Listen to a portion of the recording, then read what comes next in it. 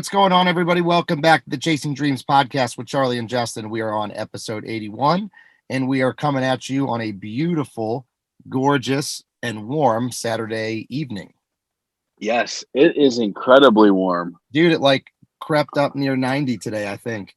Yeah, it was crazy. So this morning, I planned all week to do like a practice 5K just to see how it worked with the baby and with the stroller and stuff.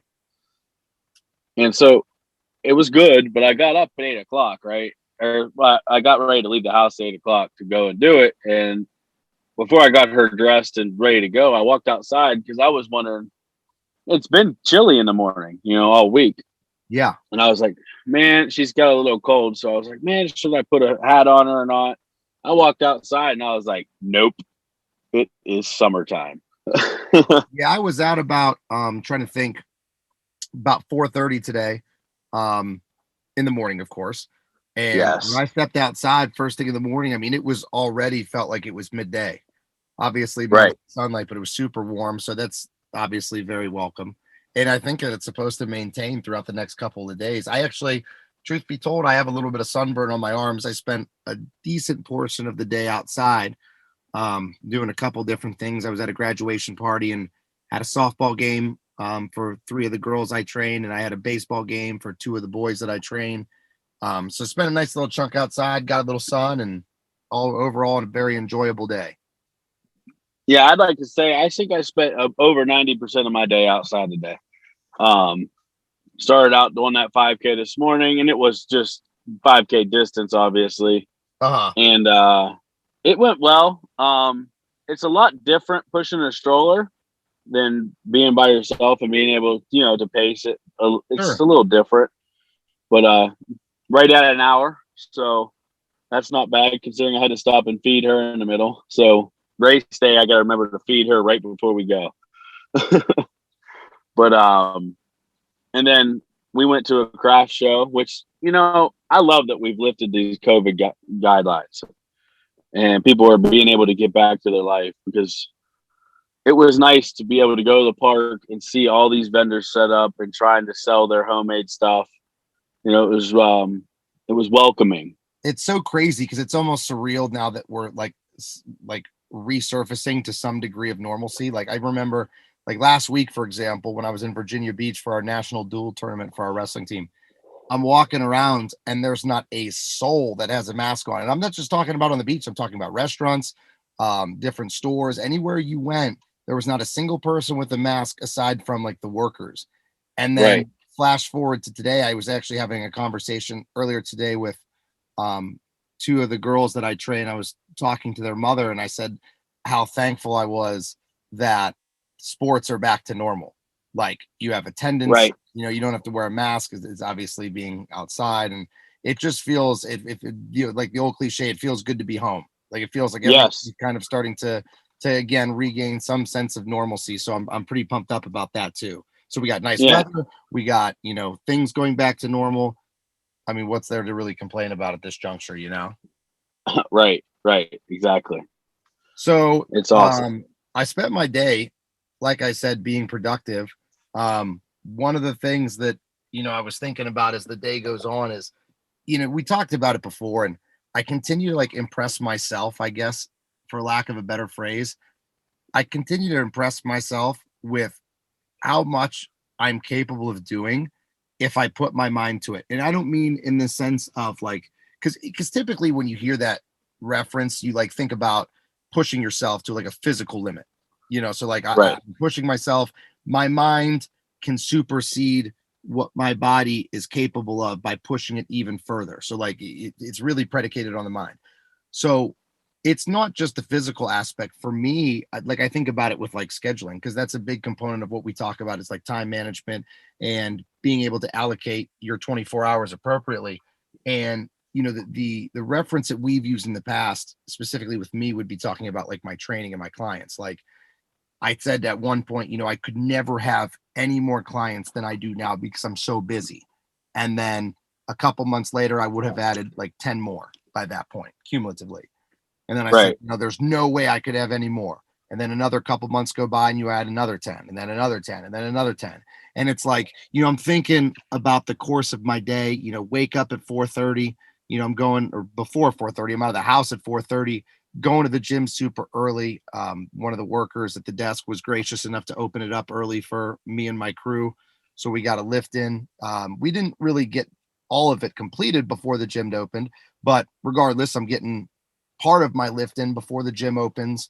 And then I worked with several clients and trained a group, a volleyball team, some JO girls. I showered at the gym, got to go to like the softball game and the baseball game. Like I said, got to go out to eat with a friend, got to go to a graduation party, returning back to do this podcast. And it's like, sometimes I wonder what it would be like to revert back to when I thought that I was busy, and what that feeling would feel like now. Like if I would still, obviously I wouldn't think it would nearly be as busy, but I wonder if I would actually even like going back to that type of a lifestyle where it's not go, go, go all the time. Right, right. People often tell me all the time that I don't ever let grass grow under my feet. And I'm like, no, I did that once and it let me get 500 pounds. So no, I don't. I try not to let any grass grow under my feet anymore. Like I constantly have a plan of doing something. Now, as fatherhood has crept around, I'm not getting all of my plan done because plans change when you have a baby that needs taken care of, which is awesome. So it doesn't matter. But the high pace, keep moving, keep doing things. I don't know. I never got nearly as much done as I do now. Ever. Yeah. And I would say, I would say like less than 50%. Like, it's amazing how much stuff you can get done in a day if you just put your mind to it and just stay busy. Yeah. I think that so people ask me, the question I get is like, aren't you tired? And to be fair, the only time I'm tired is when I'm able to stop down and know that I'm tired. Right. Like, so if I continuously keep going and stay almost like distracted, the way that I can, create an analogy here would be like the flow state.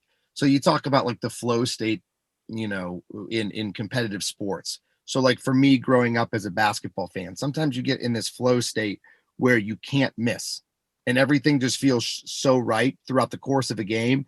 And it's like the hoop gets bigger and bigger and bigger because no matter what type of garbage you throw up, it goes in every time. Or like when you're training, you're be in this flow state where all the weight feels light. You got really good pumps, like all your biofeedback and strength markers are through the roof, and it's just like a really, really solid workout. Sometimes I get in that like productivity flow state, where I'm just getting so much done, and then I get momentum with it as I go. So like the more I get done, obviously the busier I become, but then in a sense, I feel like it gives me more sustainable energy just because I like the feeling of getting things accomplished. Now, throughout the course of a day, if there's ever an instance of like down regulation where I need to slow down and stop, like I'm notorious for turning a 10-minute nap into a 3-hour nap. Right. So like if I lie down on the couch and say, okay, I'm just going to rest my eyes for a minute, or I'm just going to grab a quick bite to eat. I'm going to have one of my meals a little bit early. I'll lie down here, close my eyes for about 10 to 15 minutes, and then I'll be up and, going back to being productive like I was beforehand. I'll lay down, I'll set the alarm, hit snooze accidentally or subconscious sleep, and then I'll wake up 4 hours later and time is gone. Yep. So I really only way. notice I'm tired if I kind of slow down and allow myself to be tired. Right. When I get tired is bedtime. Which when really, the schedule. if you want to talk from like not just a scheduling perspective, but even like a sleep perspective, a biological perspective, that's when you should be tired. Like for me, I've never, and I don't know if it's just because of the busyness of my day or the fact that I am very physically active throughout my day, because when I train, 20 some kids, not all of them are one-on-one, obviously, because I don't have that many hours in a day, but when you're working with 20 or 30 kids through group trainings and individual trainings and team trainings and stuff throughout the course of a day, you're demonstrating a lot of drills, you're doing a lot of stretches. I try to be high energy when I train people too, so that's physically draining to a degree. So when you do all these things, you're liable to like crash. So maybe that's why. But I've never really been able to relate to people who can't fall asleep at night. Like I know so many Right. people that I talk to on a daily basis. They're like, "Oh, I can't fall asleep." And to be fair, that's one of the logistical things that I have to work my way around with coaching with a lot of my clients that I coach with my online nutrition work is optimizing sleep. So we talk about like sleep hygiene, which is a coin or a term that was coined, at least popularized or made notable to me by my coach, Austin Stout. He uses the term sleep hygiene, which just refers to like your sleep environment and your sleep health, so to speak. So things that you do pre-bed. And it's not just about supplementation, because I think that that's one thing that people gravitate towards is supplementation. Like what supplements can I take to help me fall asleep? But it's so much deeper than that. But I solve or have to solve or problem solve so many people's issues with sleep. Whereas for me and you, that's like, I hit the bed and it's almost like borderline narcolepsy. Like I could fall Mo- asleep instantly, but if I went and, sat on my bed and went to lie down, I could probably be out before my head hit the pillow. I agree 100%. I'm the same way. I always have been that way though. Like sleep has never been an issue for me. Um, the only time that I get in my own way about sleep because that productivity thing. So like if I don't get all my goals accomplished for the day, sometimes, very rarely, but sometimes I'll lay in bed and think about what could I have done different? Where could I have moved things around to make this happen to where I would have got the garden planted today? Because that was one last time. Like the last time it happened is I planned on planting my garden on a Saturday morning, Yeah. and Saturday night rolled around and I hadn't planted my garden. And I'm like, what did I do? Like, and I laid there for a couple hours. But normally, yeah, man, like as soon as I lay down, like my wife says it a lot that I fluff the blankets up, and before the blankets are covering me, I'm asleep. Mm-hmm. And that's just how I've always been. But I go until it's time to go to bed. But at bedtime, I get tired. But that whole coming home from like, I hear it a lot from like my wife, and now my wife's mother stays with us on Thursday nights to watch the baby on Fridays. And it's almost every Thursday when I get home from training from the fire station. It's like 9 o'clock, and she knows I get up at 3 for work, and she's like, "You've got to be exhausted," and I'm like, "No, not yet." I got some dishes to do and stuff, but no, I'm not tired yet. I don't get tired until it's bedtime. Like until it's that time, I'm ready to lay down. Then that's when I get tired. So let me ask you this. This is a dilemma that I have frequently. And I would say arbitrarily, probably like 95% of the time, I know which of the two options I opt for. Well, I'll ask you. Let's create a hypothetical scenario, and our listeners can kind of chime in and post and comment here if they have anything that they'd like to add to this and what they do. Whenever you are extremely tired, let's say it's getting close to whatever your quote bedtime would be, and there's still a ton of things that you need to do. So this is, I'll give you specifics here for myself. Like when I come home, I left the house at 4:30 in the morning, and I'm getting home at 9 at night, and I haven't been Okay. home in between. So I have a gym bag full of clothes, like my gym clothes, my dress clothes for school. I have my huge lunch bag, my 6-pack fitness bag, which has, 4 shaker bottles that I use throughout the day, 2 or 3 Tupperware containers that I use throughout the day. I have, my laptop bag, my briefcase full of papers. I have all these things that I need to empty out and wash my dishes because I need to refill them tomorrow morning at 4 a.m. And I have all these things that I need to get done, and I am exhausted. So like completely dead tired. And the last thing I want to do is anything that pertains to chores, right? Right. Are you the type of person that forces your way through it then and there, despite being tired? Or are you the type of person that thinks it would be better off in the morning, set your alarm, a half hour, 45 minutes, or an hour earlier to do those things, and then are equally as tired in the morning doing them because you just woke up. Because you're getting the same amount of sleep. I mean, theoretically, you're probably getting the same amount of sleep because it's either you stay up for an hour and do that stuff, or you go to bed an hour early and get up an hour early to do that stuff. So fair trade-off. Which of those two strategies would you prefer if you got a lot to do and you're really tired? So I have been both strategies. That's a terrible. Before I, yeah.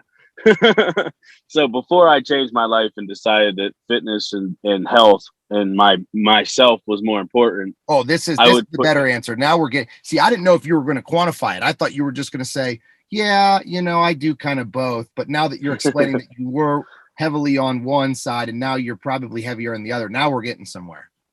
So before, when I was 500 pounds or better, even before that, when I was on my way up, I was always 150% of the time the guy that said, I'll just get up a half hour early and do it in the morning. Because we talked prior to recording here. For 15 years, I've been dieting. I've been riding that yo-yo train. So I've always been the guy that said, I'll just get up at a half hour early. I'll empty my bags.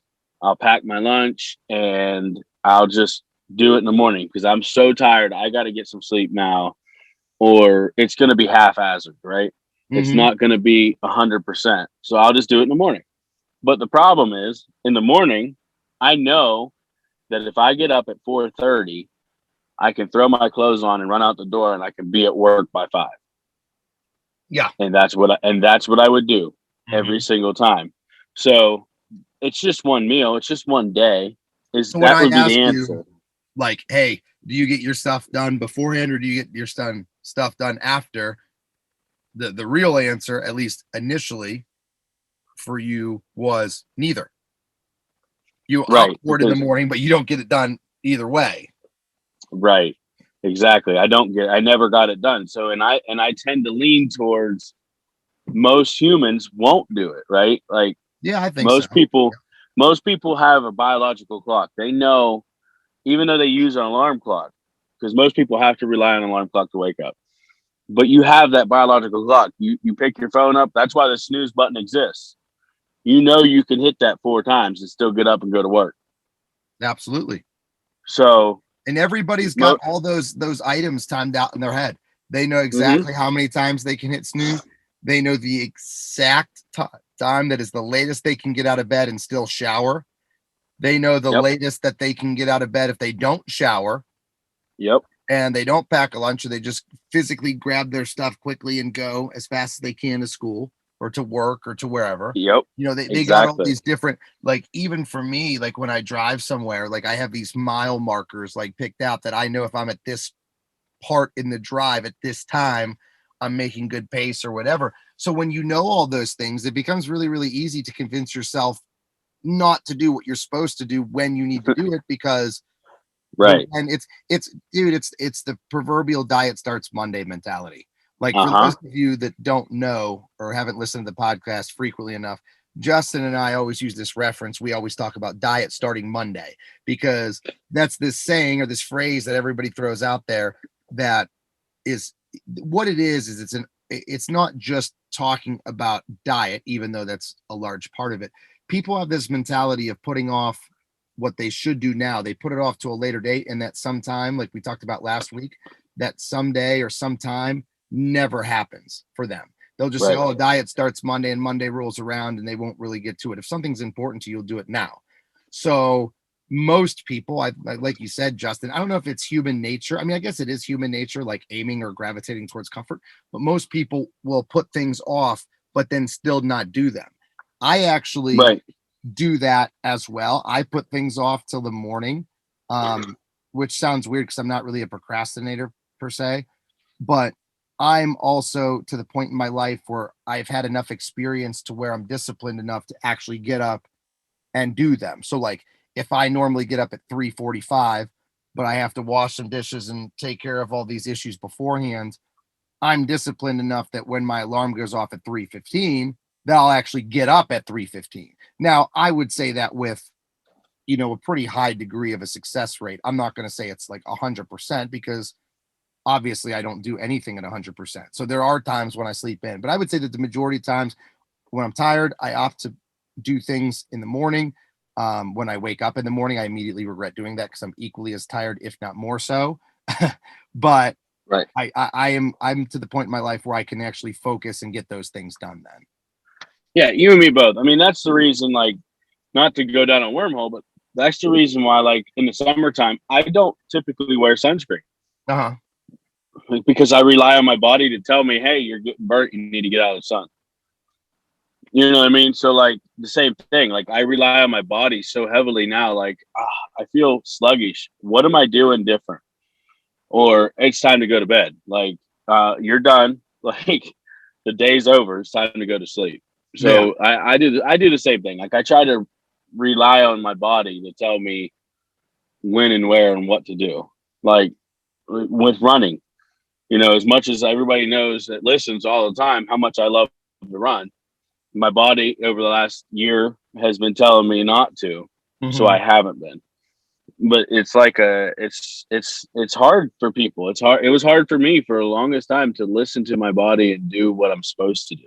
You know what? That's a really good point. And I'm actually listening to my body right now. And my body is telling me that we need to go to commercial break. So when we come back from our commercial break, you brought up running, and I want to touch on that a little bit more, unfortunately, because it's kind of going to be a big day for me tomorrow.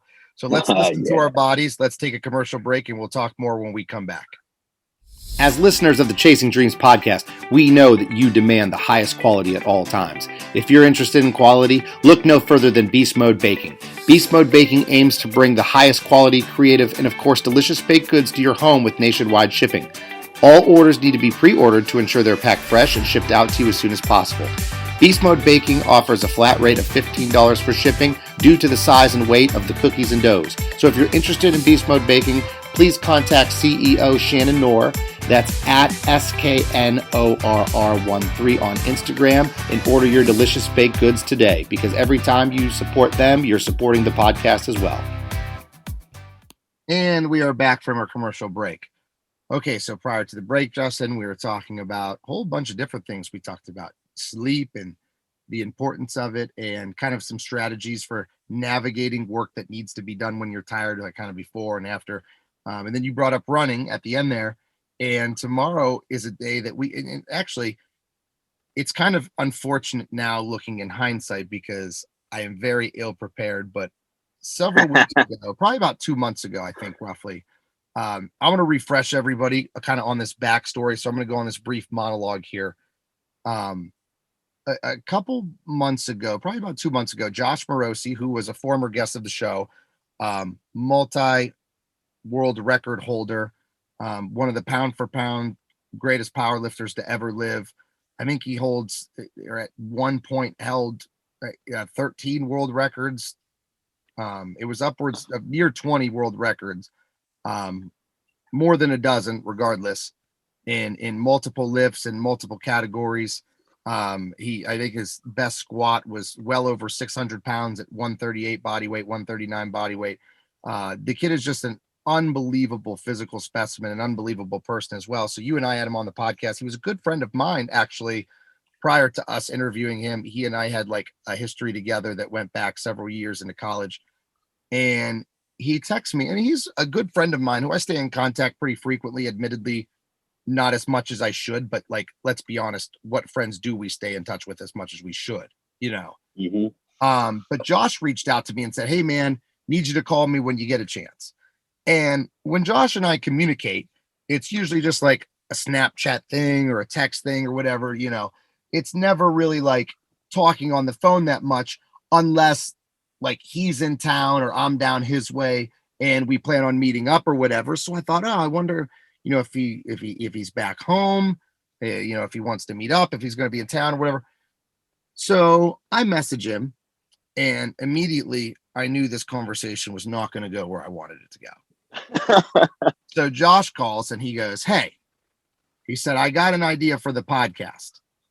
I'm like, okay, go on, expound on that a little bit more. And he goes, you know how your podcast is all about like hard work, dedication, discipline, achieving the unachievable, doing the unthink, and he's going into all this stuff. And I thought, what on earth is he going to ask me to do? And he keeps going. And I said, yeah, I get the point. You know, what do I have to do? He challenged me to a Spartan race. Now, again, we talked about this on the podcast before, but a lot of our listeners probably, may have missed it. Um, so for those of you that are unfamiliar, because I had to do a little bit of research myself. So a Spartan race is kind of like there's a bunch of different ones. Justin, you would probably know them better than I would. Is there's like Yeah, like Tough the Tough Mudders, Mudder, the Bad Frog. yeah, Battle Frog, Um, yeah, that's one of them. They're like these obstacle races that are outside. I know like there's water involved and fire involved and obstacles that you have to climb, and they're like it's basically like these very very intense physical challenges that you have to do outdoors. And they're for distance, so they have different levels. They have like a 5K, which is called a sprint. Now I find that to be such a paradox and ironically hilarious that they call the 5K a sprint because it's the shortest. But there's like the one that I'm doing is a 5K, and it's got like, which I think is what, 3.1 miles, right? 3.1 miles, You yes. think that I would know that considering I ask that all the time. 3.1 miles and maybe like 20 obstacles or thereabouts. And then they have a level up from that with which is a 10K. So that's just over 6 miles with, a multitude more obstacles involved. And then they have the ultra, or it's called the beast or something like that, which I believe, I don't want to misspeak, but I believe it's a half marathon or a full Yeah, I believe marathon. it's 13.2. I think it's Okay. a half. So they have a half marathon, which is 13.2. And Josh is trying to convince me initially to do all three. And I told him, Josh, I'm not embellishing this or like speaking hyperbolically, but I like literally one lap around the track and I'm out of breath. And that's just at a slow jog. Like cardiovascularly, I am so far out of shape. It's not even funny. Like, and that's not me. Again, I'm not trying to exaggerate here. Like that is the honest to God's truth. There's no physically, I would probably die if I tried to do something. I'd go into cardiac arrest. So and then with my hamstring, slowly Right. getting back to 100%, climbing obstacles, jumping 10 feet down and 20 feet down and all this stuff. It just it would be stupid of me to even try to attempt it. So it wasn't necessarily a question of fortitude or willpower. It was a question of like intelligence. Like I shouldn't do all of them because he wanted me to do all of them. He actually is doing all of them. What they do is they do the big one, the half marathon on Saturday. Sunday morning they do the 10K, and then Sunday evening they do the 5K. And Josh is competing in all of them because he's a complete psychopath. But regardless, I got that going on tomorrow.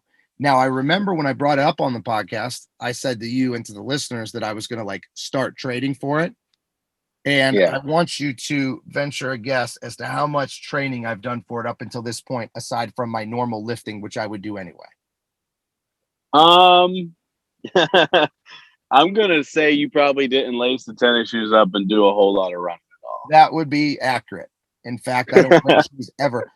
And to be fair, that's actually one of the things I'm the most worried about. So today, when I'm running all my errands and stuff, I can't attend sporting events and graduation parties barefoot. I mean, I guess I could, but I try to look at least somewhat civilized of a human when I'm out. right. And I have like a little bit of like, it's not a blister. They're not blisters, but they're just kind of raw on my heels and on the top of my pinky toes. And it's just from wearing shoes. Like I had socks on and everything, but just because my feet are not used to being in shoes. So I'm actually kind of nervous about running because you're super wet. Like you're going to be in like waist high water part of the time and stuff.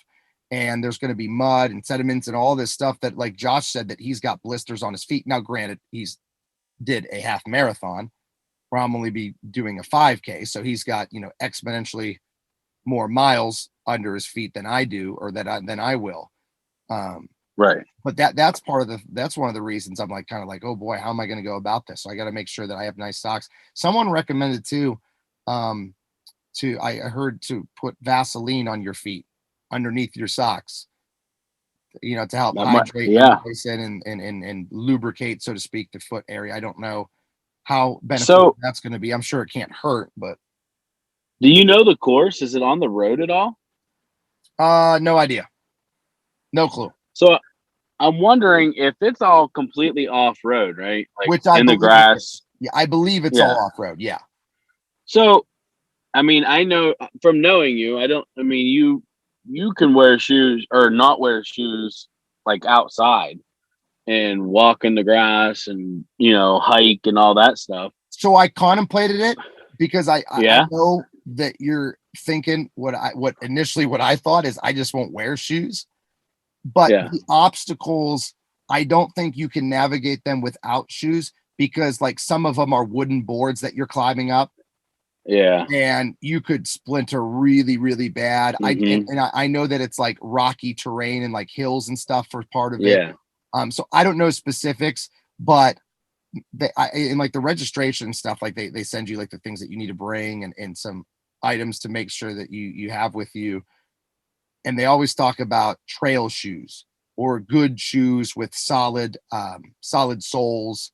So I don't think that it would be possible because yeah, dude, I mean, honestly, my feet can handle a lot Right. as far as It like was being just on the a ground. it was just a thought to try to make you like that a step towards the comfort zone, Yeah. like because this whole event for you especially is like a discomfort zone, like which is awesome because I personally believe that we always perform better once we get past the nerves of being uncomfortable. We perform better. Yeah. Um, so like the discomfort zone is going to make you perform better than you think you're going to, anyways. Mm-hmm. But to give you that edge of like a little bit of comfort, being barefoot might have helped. But yeah, I didn't think about the obstacle part. Like I was kind of looking at it without thinking about the obstacles. If it was just like a trail run, like maybe you'd be better off just to not wear shoes. Oh, But yeah, with the the trail run, if it was just like like I'll go to like national parks or like nature walks, or state parks or whatever. Because we talked about like how you and I both did that a lot during COVID, especially because there wasn't a lot to do. And I'll walk in the woods and go on hikes, like nature hikes, in my bare feet.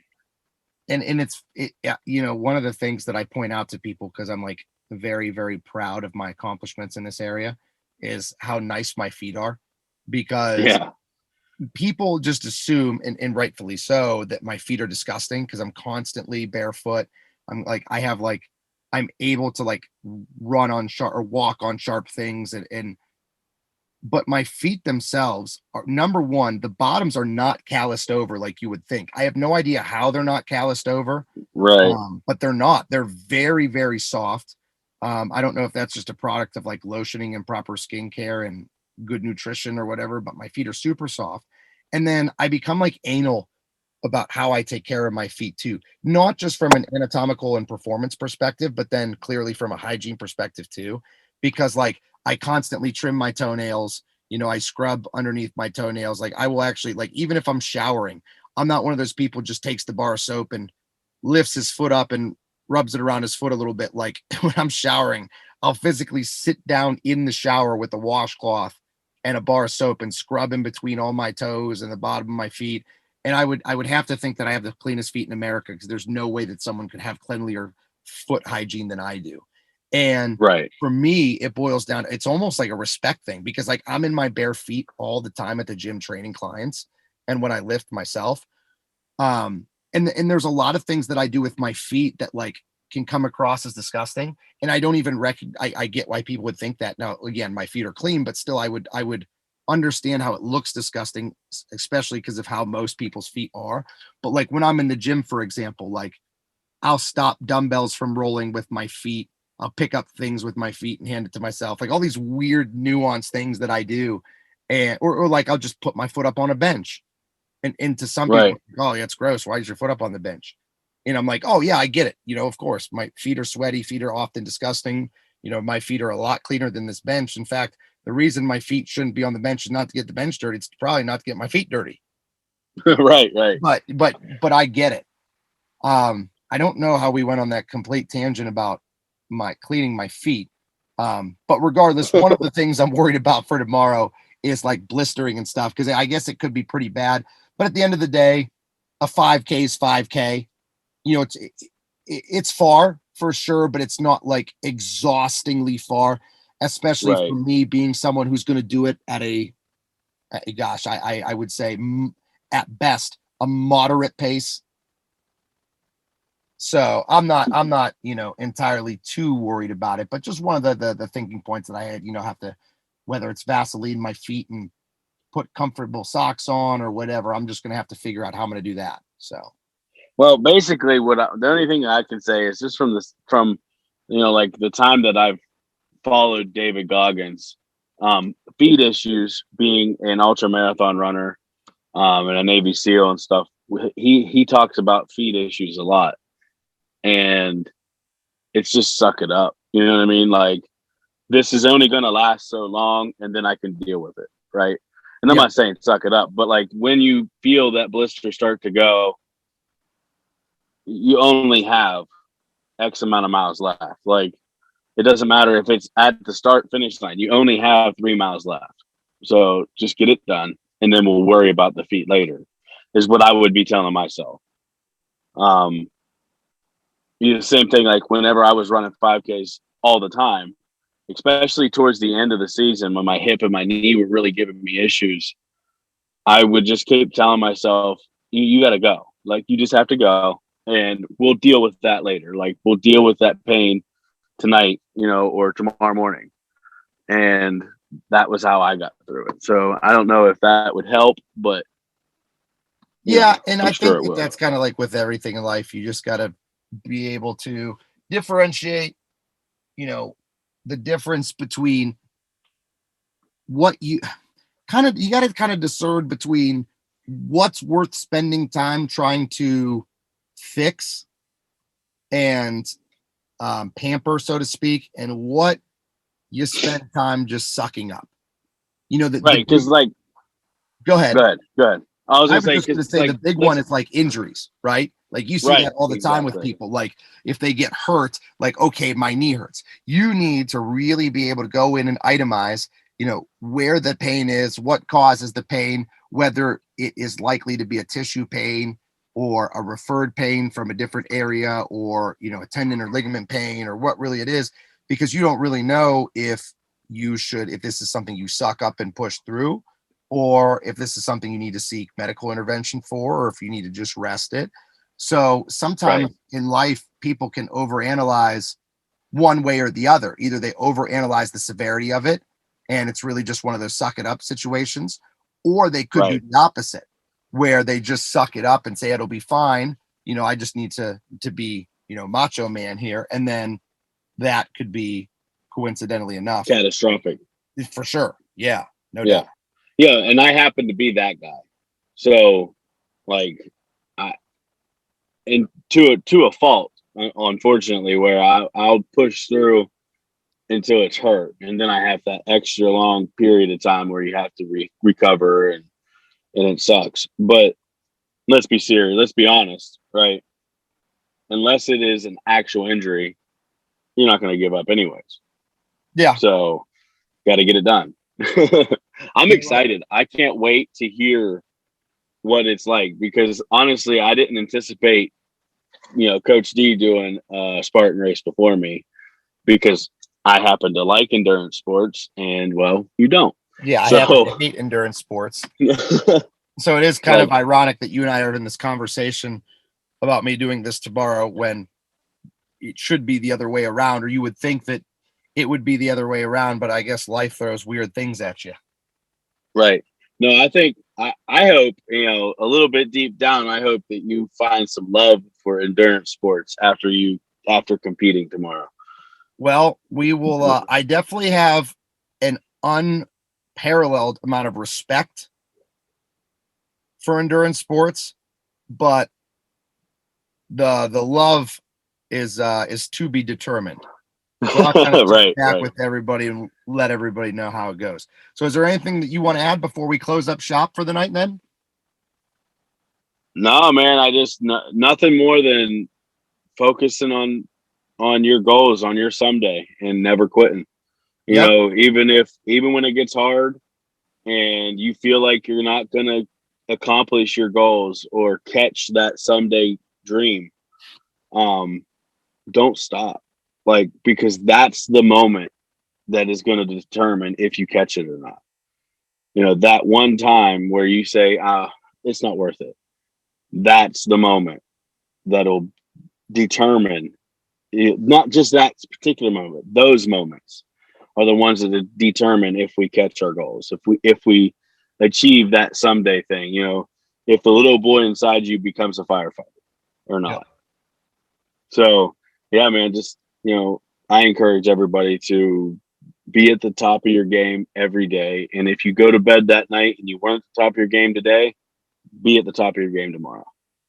I like it. Tomorrow's a new day. That's right. So with that, we have come to the end of another episode of the Chasing Dreams podcast with Charlie and Justin. This has been episode 81. We look forward to hearing back from you guys next week. Unbreakable, unstoppable, I push to the edge and take it all. I'm